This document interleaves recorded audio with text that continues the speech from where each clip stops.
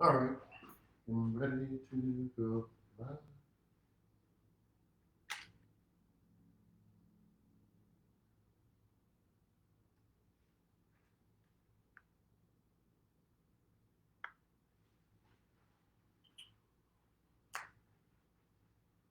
Part.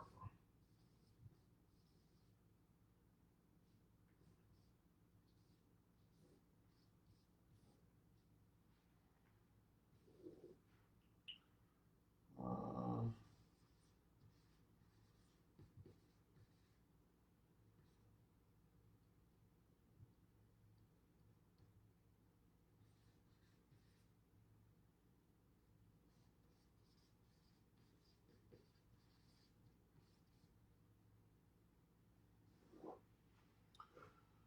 all right, so good afternoon.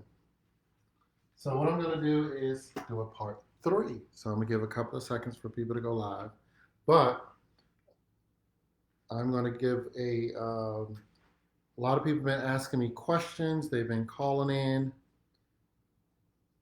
for questions, answers, and things like that. So what I wanted to do today is answer some of your questions today about the stock tips, about the trading tips, about how to save for stocks, how to save for things like that. So I'm gonna kind of leave this a little bit open. I get extremely more phone calls than I ever thought that I would get by doing these videos. So I figured at the end of the day, what I'm going to do is make this a 3 to 4 part series. I've done series one, I've done series two, and the series part one and part two are on my page. So if you have not seen series part one and part two, make sure that you go check it out. All right. And on my Facebook, and I'm loading these also up on YouTube. So like I said, today is what I'm going to do is continue my series on trading for beginners. So if you have any questions today, definitely let me know. Because by now, I'm sorry, by now, um, you should have already at least been trying to save for your first $300 to $400, $500. Some people call me and say I have $1,000. Some people are calling me and saying, I have my first 500. What do I do? What stocks do I buy? Now, remember, this is for beginners. If you are an experienced trader, this video is not for you. Cut it off, kill it, whatever it is. Um, this is for people who've not yet done this before, who are learning the process, who want to understand the terminology. This is for people who want to um, do their own videos and things like, not videos, I'm sorry, do their own stock trading and things like that. So, what I'm going to say for you, um, Alex, I agree with you. Buy land. I do agree with that thought process. This is one of a few options. A lot of people, and again, the reason I started trading stock was I had money in my pocket. The bankers wouldn't take my money. So I was like, let me do it myself. And so for the past few years, those people that have known me, they know that I've been doing it myself. They've seen the results. If you know me personally, I will open up my own portfolio and show you what I've done, show you what I've learned, show you what I've lost, show you what I've gained. So I always tell people you can and will lose money. All right? In the stock process, do not worry about that. I am not into day trading. So this is not about day trading. This is about long-term stock. For example, you have $10,000 or you have your money in a 401k and you build it up to $50,000. Something in this market hits and they tell you you can't pull your money out. Then now, all of a sudden, your $50,000 turns into $20,000. And what? You could not pull it out because you had no control over it. So this will allow you to invest your own money, keeping your 401k for whatever it is, but this time you have the opportunity to control yourself. All right? So now, again, I'm answering questions today. So if you have questions, please put them in the comment section. So the one question is, Faith, is you wanted to buy Delta stock. What is your opinion? Now, here's what I'm going to look at. Forget about just Delta, but I'm going to look at how you look at stocks as a whole. You have to look at stocks one of three ways, at least for myself. So when you're buying shares of a company, let's say right now, one of the things I would look at is in the timeline of things, where is Delta stock right now for today? All right. And I'm just answering your question on Delta, but again, this could be any stock. Where's the stock today? Where do you believe it's going in the future? And are you going to do this long term or short term? Now, why does that matter? Because at the end of the day, in the long term, you're going to think about the value, the potential value of stock going up. So value of the stock and dividends.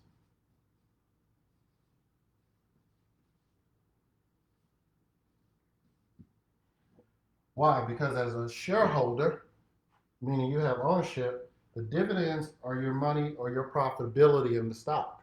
So if this is let's say year 1, year 2, year 3, year 4, year 5, year 6,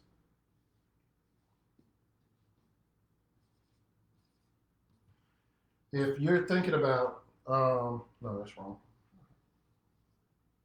1, 2, 3, 4, 5. You're thinking a 5-year period, Delta stock will go up. Then you may want to say, okay, for the next 5 years, I want to own Delta stock because I'll get some dividends as a shareholder or as profits of the stock. And then 2, the value of the stock is going to go up. So I want to put my money in Delta. If you think about what's going on in the world, what is Delta not doing like other airlines? They are, okay.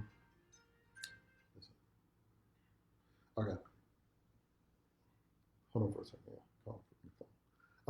So what's Delta not doing? Delta is not flying. So if Delta is not flying, then at the end of the day, once Delta starts to get flying, what they're going to do is they're going to go up. They're going to start going up in value. And if they start going up in value because they start to fly, that means Delta's profitability will go up. So prior to, let's say, 2020, sometime pre-2019, Delta made its more profitable year in their history. Now, if you believe Delta is going to get in 2019, get in the same value it was at 2019 within the next 5 years, buying Delta stock, however many shares you want to buy, buying the shares, it may be a good deal. If you do not believe that people will start flying and they'll get where they were in 2019, then it may not be a good deal. So the first thing you ask yourself, if it's a long term means over 1 year. Just like that, short terms means under 1 year. So if you believe long term, Delta stock will go up, I will put my money into it. If you believe it will go down, I would avoid it. If you believe in the short term it'll go up and you just want to make some quick dollars, then that's a guessing game. So determine whether you want to buy stock. That'll be up to you. But look at the market, look at people flying, whether people are flying, look at people's confidence, the market confidence, and that'll tell you whether or not it's a good buy. Hopefully I answered your question. Now, one of the biggest questions that people have come to me and they've been asking me is,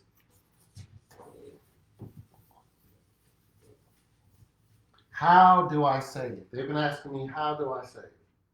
So, for those who got a regular paycheck, this will make sense. For those who do not have a regular paycheck, you got to figure out how you want to do it your own way. and that is this. If you're getting, I'm gonna make these numbers really, really, really simple. So again, if you have any questions, stop, ask me about those questions, about anything that I say, because this is basically the spur of the moment. There's no notes written down. I'm only going by what people have been asking me. But one of the questions is, people have been saying, I'm on a tight budget.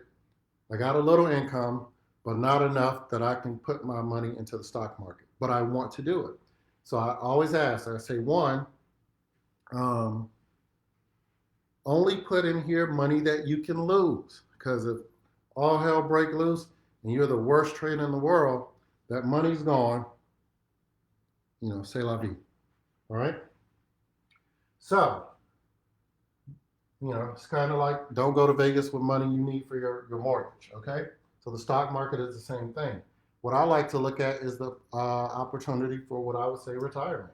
If I put it in long term, I'm thinking about how am I going to build my wealth over time. All right? So that's how I look at stock. For me personally, again, like I said earlier, I don't do day trading. All right? So let's look at this. What do I do? So let's say you get paid. I'm going to make this number simple because I want to go by percentages. All right? One is, let's say person X gets paid $100 a week. Now, somebody gets paid $100 a week, it's probably, we can argue, probably one of the brokest people around, right? But even this person that gets paid $100 a week should be able to start trading, all right? And how is that? This is what I tell people. And this is what I did when I started. And this is what I teach my family, my friends, and those around me. You get paid $100 a week, whether it's direct deposit or whatever the case may be, break your money down. So I'm going to change this from $100 to 100% of your income. So I want the $100 to correlate with percentages. All right? So I want you to put 70 of the $100 a week you get paid, $70 or 70% of your income goes to what I would say your household budget. That is your everything you do to live goes within 70% of your income. Okay? That's paying tithes, saving for your house.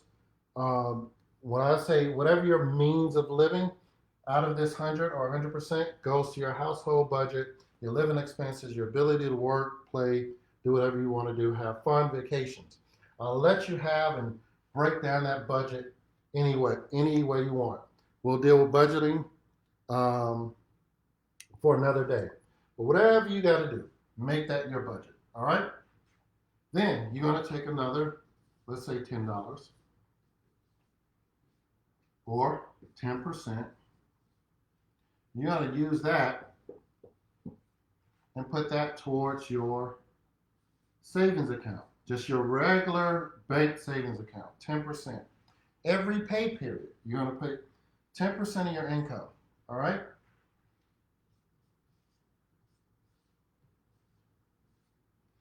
Now,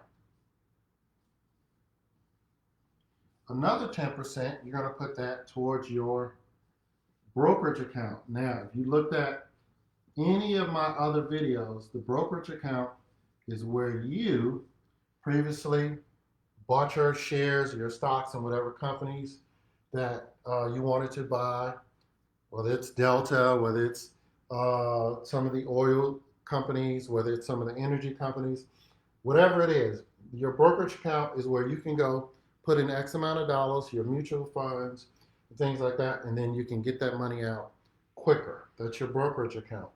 If you were doing day trading, you would do it out of a brokerage account. You put in $100 today, you put it in the market goes up, that 100 becomes 200, the 100 becomes 500 5 days later. You want to take that money home and eat, that's the brokerage account. That's immediate access. All right?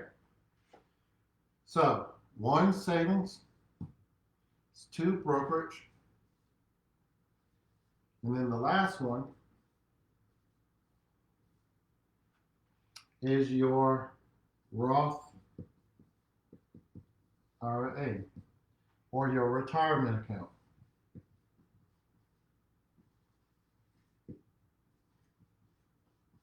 Now, your retirement account is just that. It's for retirement, it's for long term. So you're building retirement with 10% of your income. You're building your stock portfolio right now as you build with 10% of your income. And then you are building just regular savings in case you got to eat tomorrow. That's just in your regular savings account. You have access to that. So if you're building all of this, essentially, this is 70% of your money is going for you to live, plus 30% of your money is going potentially for your future. And then that'll equal up to 100%.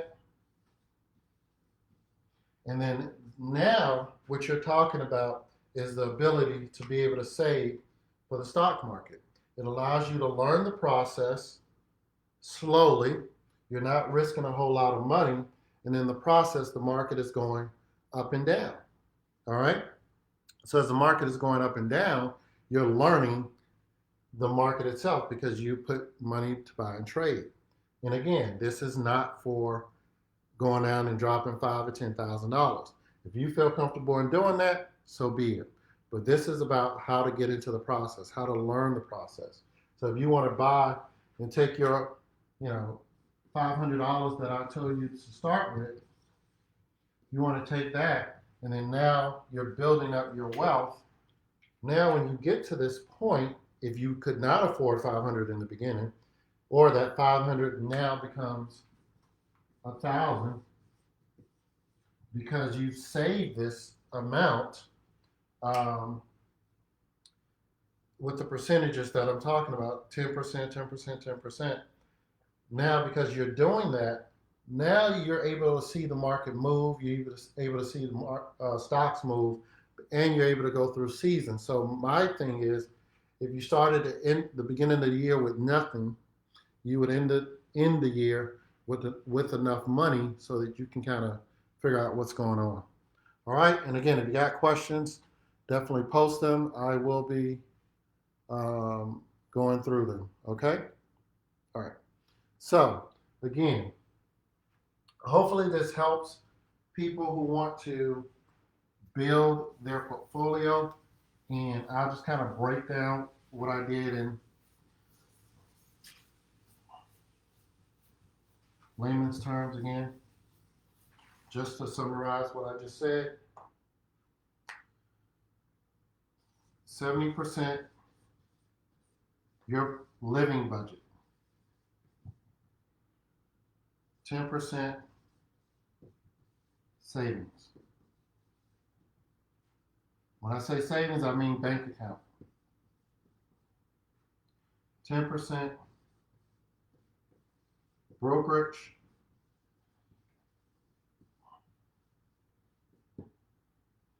and 10% retirement,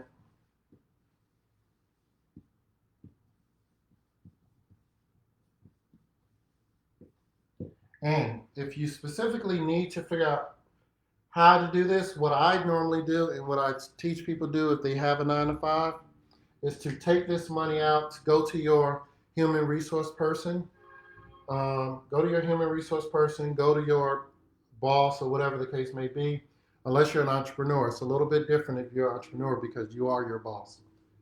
And tell them, you have your regular bank account that goes in your direct deposit. But a lot of people don't know you can have your HR person, your payroll advisor, break down where your money goes.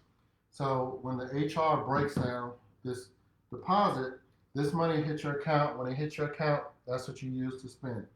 It can automatically take this 10%, put it in the savings. You don't have to worry about it on payday.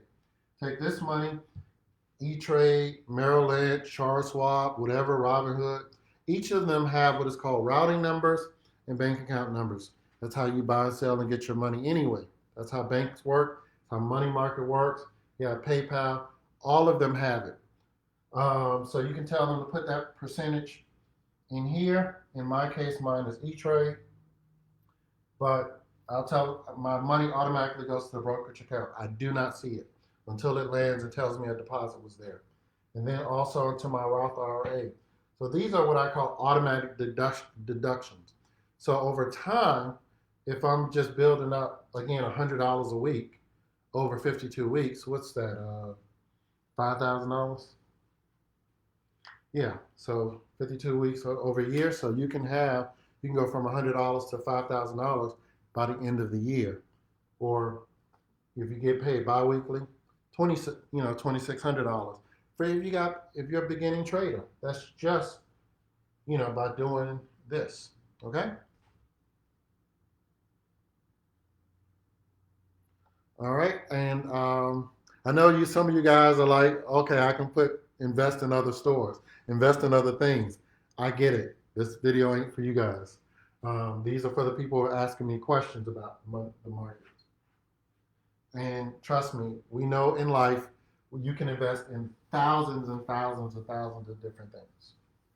Okay? Now,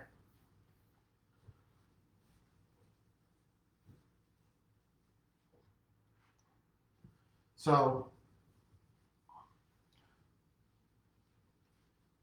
for the most part, that has been the most part as people have been asking me about the day trading. So hopefully this video won't be necessarily be as, I'm not day trading, I'm sorry, savings. Savings to get the building up, building your funds up into the account. So this video won't be as long as the other videos, at least right now, unless you guys have any questions. But if you don't have any questions, I will end this video right now to go ahead and close out because I wanted to kind of get that part in because that's been the number one question that's been asked of me for whatever reason this week, and I don't control those. So I'll give it a few minutes if you do have something, okay? Have any questions?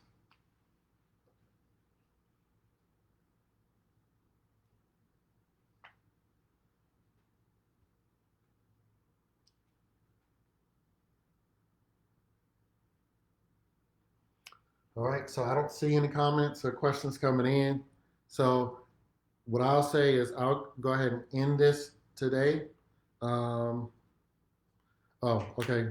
There's a question. Can I elaborate on a shareholder? Fine. All right. All right. So what is a shareholder? When you buy a stock, let's say somebody mentioned Delta earlier.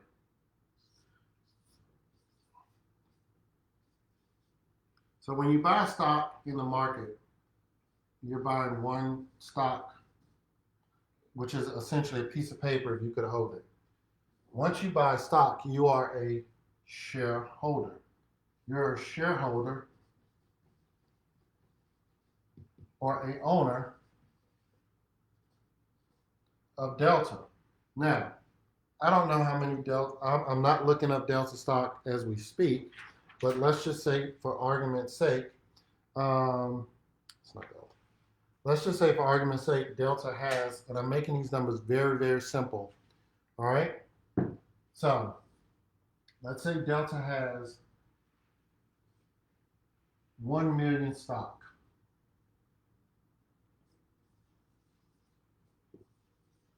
Or 1 million shares. Let's say that. They have 1 million shares.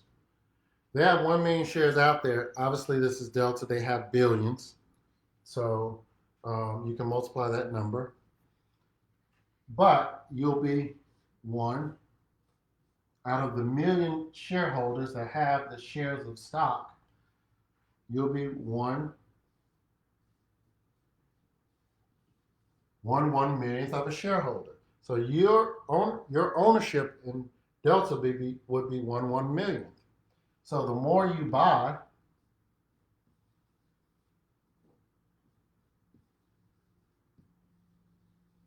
the larger percentage in Delta you own as a shareholder. Shareholders get the benefits and the profits of Delta because you are a owner. If you ever watch the news and they say big corporation is only looking out for its shareholders, that's what it's supposed to do. If you own a business, the business is supposed to look out for the people who own it. That's called they're looking out for the shareholders.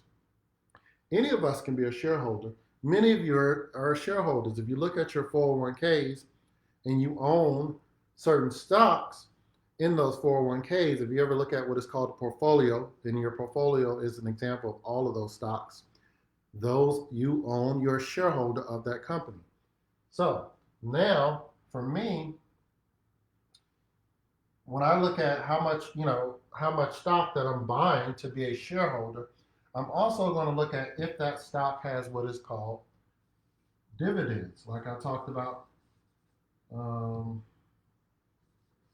before. Because the shareholder, if you have one stock, you get one dividend a quarter, or maybe $1 a year in profit, right? If you have 1,000 stock at 25 cents a quarter, that may be $1,000 over each year of your part of being a owner in Delta.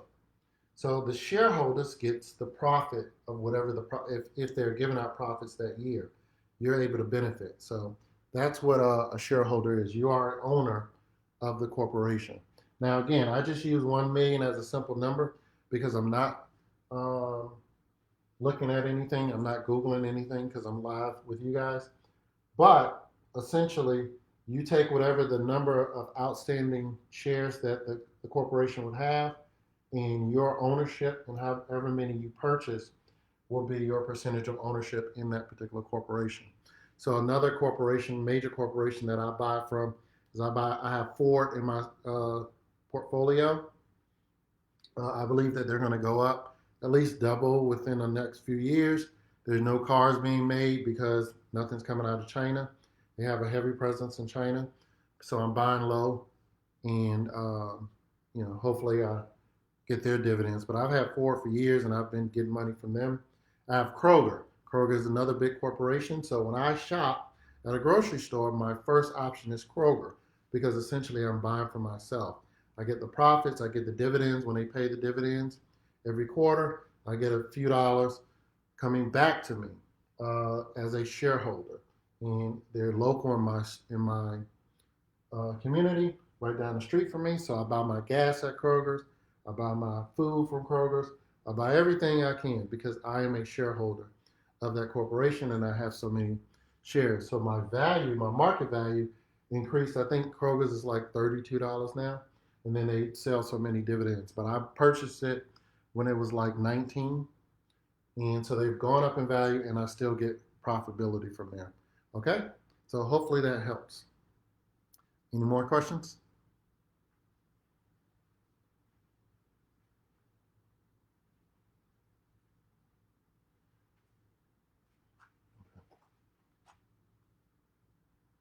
How do you know when to sell or trade? You don't. Like anything else. I actually had this question come up. And somebody came to me in my office and they were asking me this question. And the best way I explained it is this: when something has a value of some sort, your job is to determine whether or not where do you want it to go. So remember, I used the earlier scenario on Delta, but I'm going to use my example on Kroger. So I said to myself, when I purchased Kroger at about $19, this was I forgot how long ago. Let's just say a year ago, or whatever.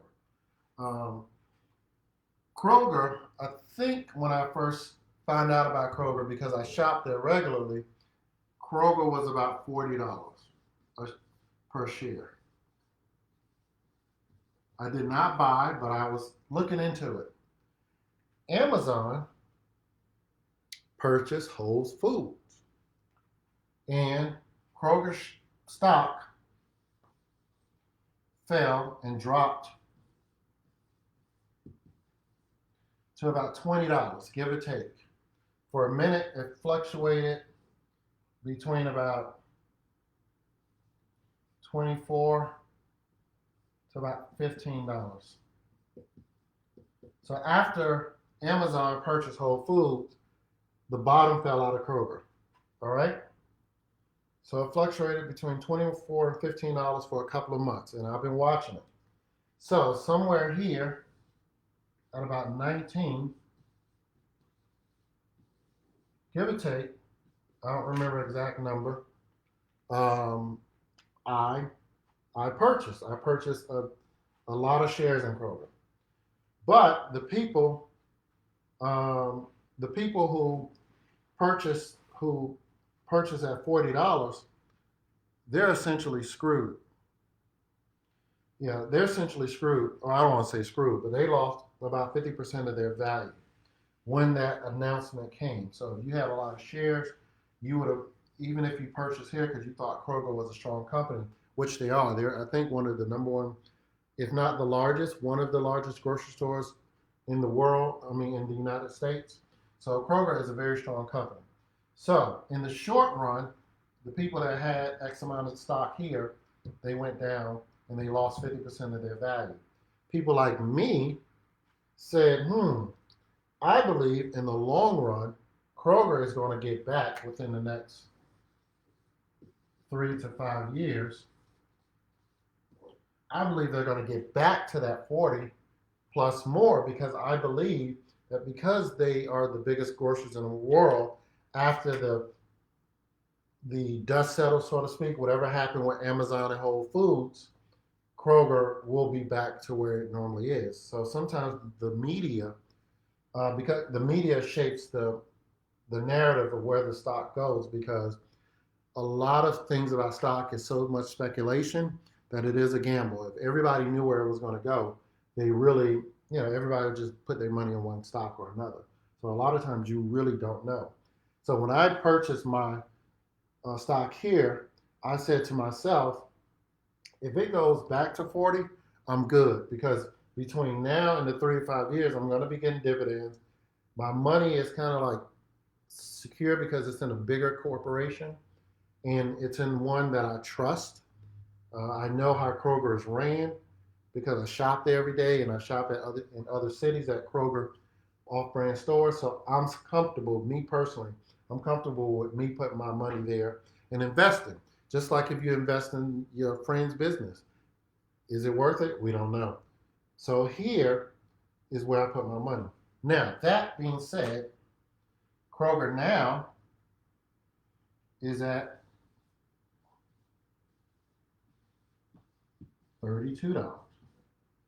So I've made, essentially $10 per share. Each share, I made additional $10 or $13 per share. So I know I'm already at a profit, and I'm still making profitability. Now, I may hold on to Kroger for a while as long as they're doing good business. So I don't have any immediate plans to sell Kroger anytime soon. But if I wanted to, I think $10 a profit per share is a great thing. When do you want to sell it? Whenever you want to.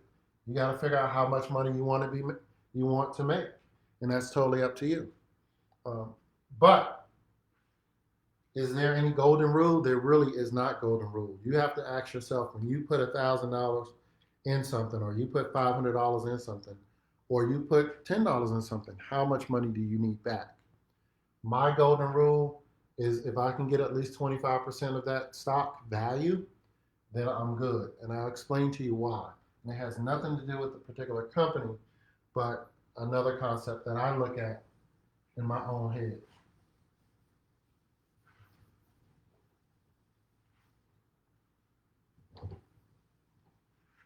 So this is the value that I look at. So if I have, I use a simple number again. If I have $1,000, over the course of a year in a savings account, um, I may have $1,001. They may give me 1% interest or something on that. All right, so that may be $10 if they give me 1%. But right now, the stock market is. I'm sorry, banks are giving less than 1%, so they probably is going to be $1 by the end of the year. All right, because now they're giving pennies on the dollars in a savings account, regular bank savings account. So if I put my money in a strong company that I believe is going to at least get some increase throughout the year, just that company alone. So this is the bank. Just that same $1,000 goes up 15%. What's that, like $150? What's 15% of?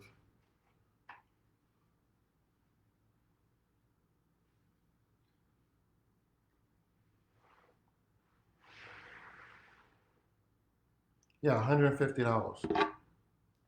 So just that same 15% for my profitability for myself, this difference of $1,000 from being in a regular savings account to $1,000 and going up 15%, my money has increased being in a brokerage account of purchasing stocks that are on the market and purchasing shares of different companies that are on the market. So that's the difference. So as I purchase shares of, let's say, Kroger, Ford, or whatever, I'm expecting if it goes up 15%, I'm okay. I can put what is called a stopgap under it. So if it goes below the 15%, once it reaches that mark, that it automatically triggers and it automatically sells. And so in E-Trade, they call it stop on quote.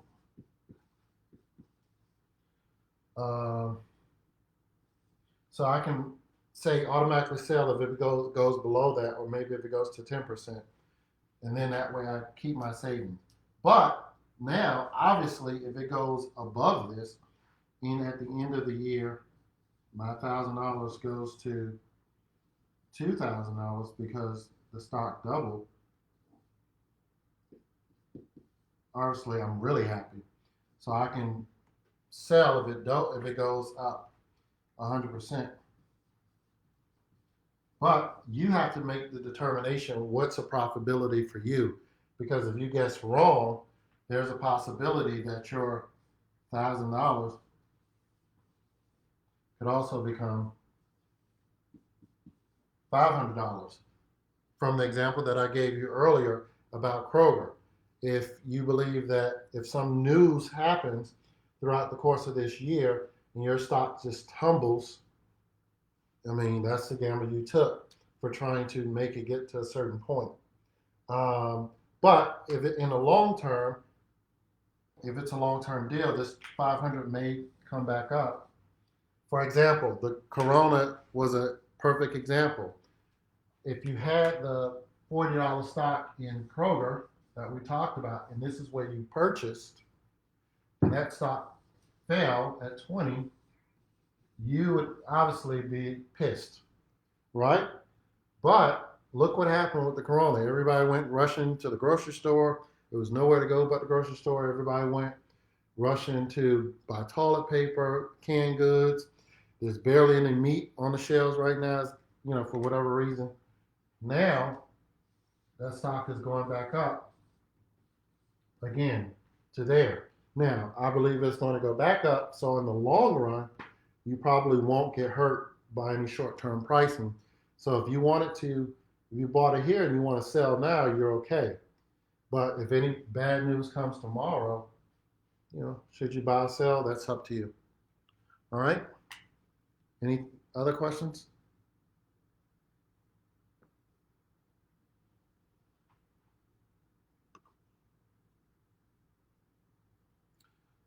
All right. Let's give it a few more seconds. No questions over there? Okay. All right, so if that is the end of my Q&A, I'm going to go ahead and end this for today. Now, again, this is for beginners.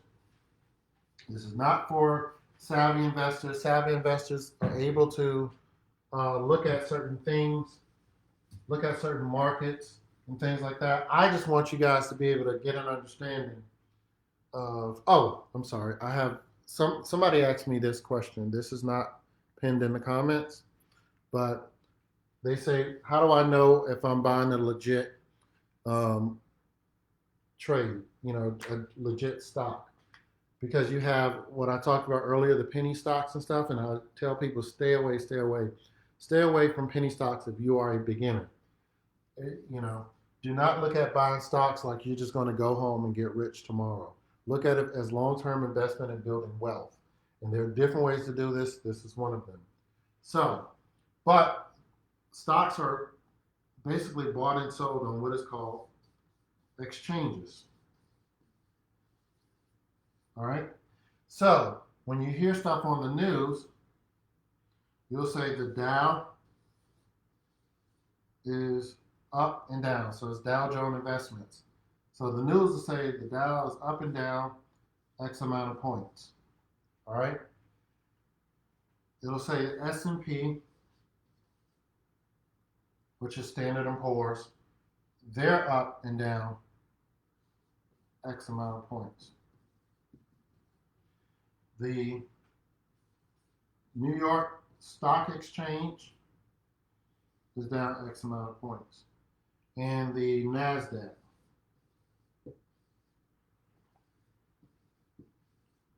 I think that's how I spell it. If I'm wrong, they'll get over it. But anyway, these are kind of like the trusted stock exchanges. You have like the S&P 500. You have the S&P 100. It was probably like the world's biggest companies. S&P 200, 400, 500, 600. All that is the number of corporations that are within that market index. These are called indexes. So these are market exchanges. So yes, I do, Darnisha, save these for future references. So, well, they're all on my page. So part 1 and part 2 is on my page. This is part 3. That's on my page and my YouTube, which is Cordell Arts. All right. So that being said, so the Dow is where you're going to see a list of big corporations. This has a certain number of corporations in it. S&P 500. This has a list of corporations in it. NYSE, New York Chart, NYSE, New York Stock Exchange. This has a certain number of corporations, and the NASDAQ.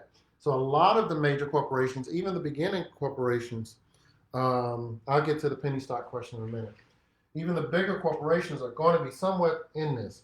So you can find a stock in these corporations anywhere from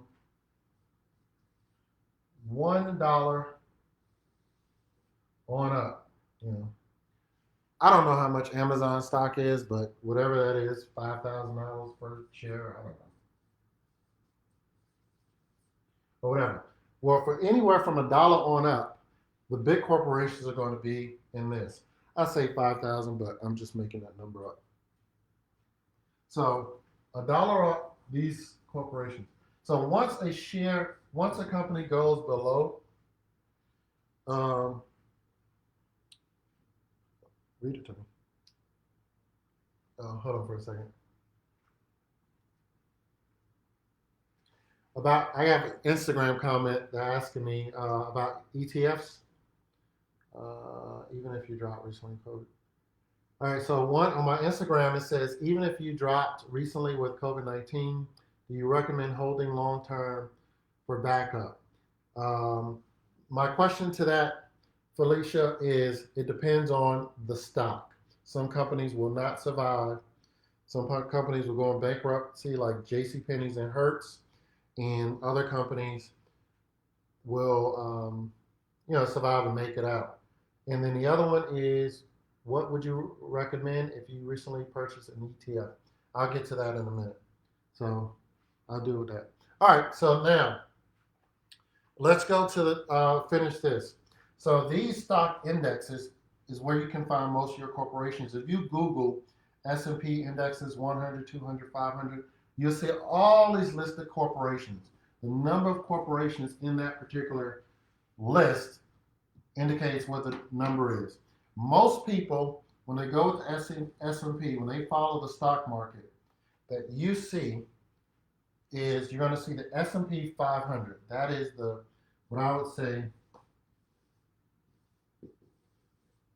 the gold standard of the stock market industry, S&P 500. Why? Because it has 500 companies, of the bigger companies, all from $1 above. If a company falls under $1, that's what we call penny stock.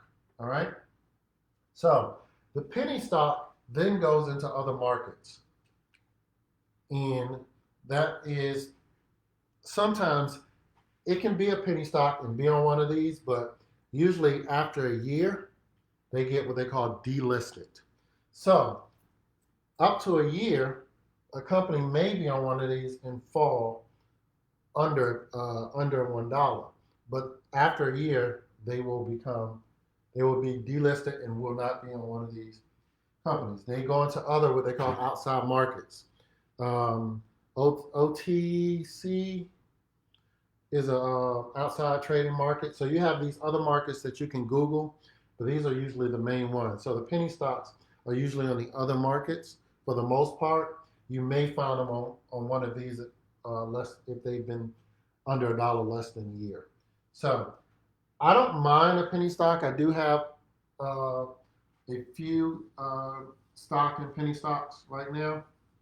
I'll tell you the stocks that I have in penny stocks, but I've been kind of watching them over time. I bought and sold these companies on the penny stocks, but they're not listed, and that is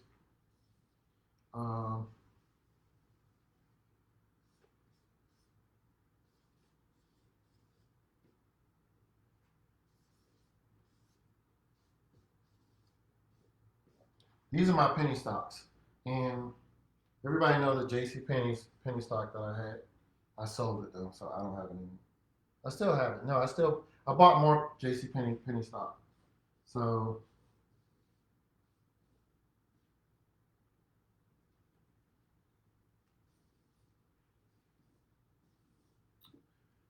and USAA right now, I think they're like between 14 and 15 cents. Head is like 84 cents.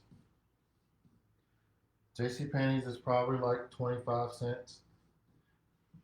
I don't have these exact numbers, but I just know when I checked on Friday, they were give or take about this. These are my penny stock, under $1 stocks.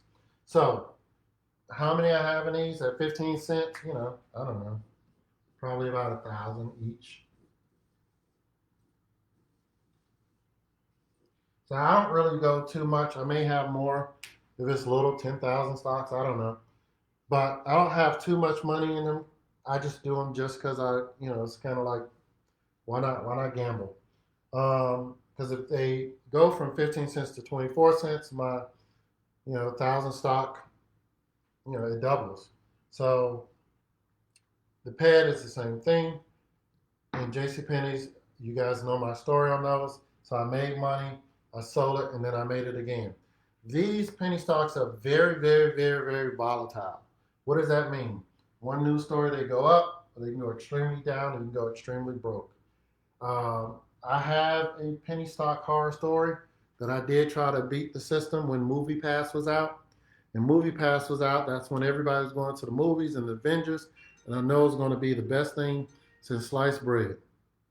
And then I realized they were scamming everybody. And all I got out of that was a whole bunch of movies, and I lost my money. I lost about I'll probably say about $3,000. Now penny stock, instead of being worth I forgot the name of them. They're call letters, but MoviePass at the time they were worth maybe about $1. Now they're worth 1 penny, less than a penny. So they're probably worth 0.0001 cent. So there are some horror stories with penny stocks, and you just got to be willing to um, understand that that's what happens when you buy penny stocks. But I do have some because they easily make money really quickly, but put your mother-in-law's money on it. Don't put your own if you're scared to lose it. Now, I think Felicia on Instagram asked about ETFs.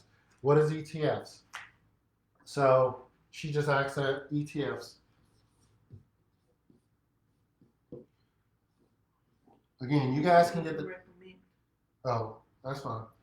The ETFs. So what ETFs, you guys that don't know, like mutual funds,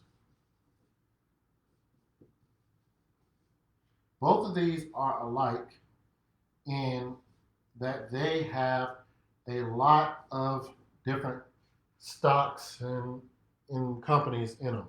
So a mutual fund can have maybe 1,000 companies, 100 companies, 5 companies, or whatever. ETF is the exact same thing.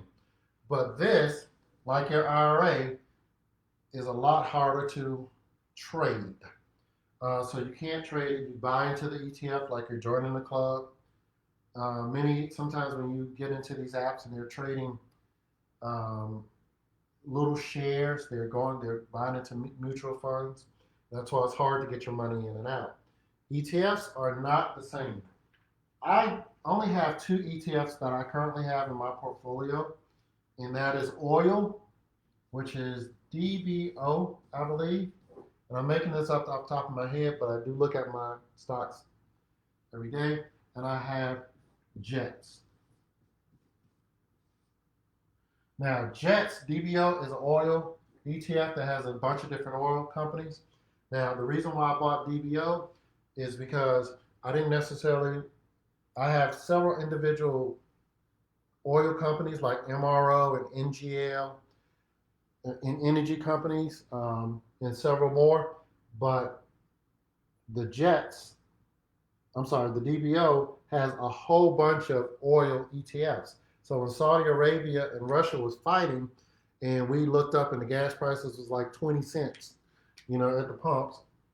I'm just joking, but it was like a dollar 25, $1.50, depending on where you stayed in the country. It was because Saudi Arabia and Russia was fighting, and during the corona, we didn't really have nobody was buying gas. So what happens? The law of supply and demand, gas goes down. I went and purchased some ETFs. In this case was my DBO, and I said gas has to go up. As soon as they let everybody out, things are going to go up, and that has worked for me. So I bought low. I don't remember what I bought it for, but I do know it has increased since. Jets. So this is oil. I'm gonna just put it like that. And you can look up oil ETFs in whatever particular industry you want. So even if it's coffee or food or whatever, everybody has ETFs. This one is an airlines ETF. All right. So I also bought Jets. So I bought Jets really low when the airlines were losing money left and right, and there was two people on the plane, and I was one of the two. I bought Jets to determine whether or not, and I figured that eventually they're going to have to make money. So Jets is the only airlines ETF that's out there, but it has all of the other airlines or the major ones in their portfolio. So just like I would buy stock, I just instead of buying Delta directly, instead of buying Southwest directly, instead of buying American Airlines and United, I just bought Jets because they have a percentage of all of them. Now, and now the reality of it is if you still want to buy Southwest, Delta, or any of those, you can. These give dividends just like any other ones, but it's given it as a whole, kind of like a group membership, so to speak. Everybody gets together and they buy stock. That's what the ETFs are, versus the um, individual stock. So, based upon Felicia's question about the ETFs, what I recommend it is these two because the oil prices have to go up. That's just the nature of the beast. And most oil has energy and gas. It's the summertime. People are going to be driving. It may go down later in the winter, but right now they will go up because the, this world evolves around business and energy. Airlines, eventually they will be flying again. So look at what jets was maybe sometime in 2019 when the airline industry was at its top peak, and see where that may go. Right now, my money is that they will, at least go up 50%. So I'll be fine with that. All right. Any other questions? I'm gonna give it a few more seconds.